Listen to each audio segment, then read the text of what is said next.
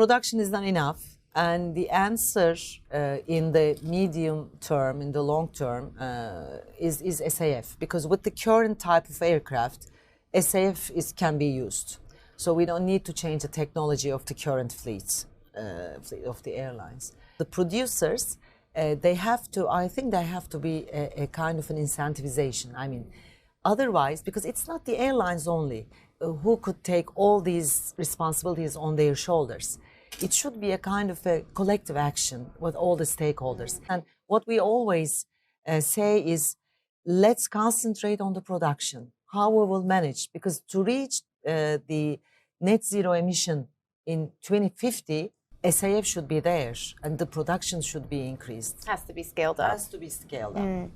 There are calls by some environmental campaigners and activists to start imposing taxes on frequent flyers. What do you make of that mechanism? Do you think it would be a good idea?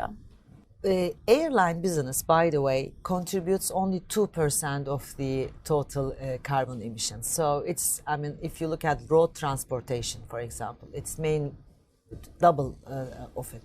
Or if you look at cement industry, for example, it's higher than this one. So if you just make traveling expensive, then those people will not give up traveling. They will travel on different modes of transport, which are having higher carbon emissions. So yes, we have to move for a sustainable future, but penalizing aviation, I think, is not the right way to go. Because we have seen during COVID that aviation is essential for the local economies, global economies, trade, culture, social connections. So I believe we have to find, yes, collective initiatives for a sustainable aviation, but not penalizing it. Do you think the IATA target of net zero emissions by 2050 is realistic? Yes, it is. I mean, if we get what we're talking about right now into action and agile enough, fast enough with all the stakeholders, then we see it to be reachable.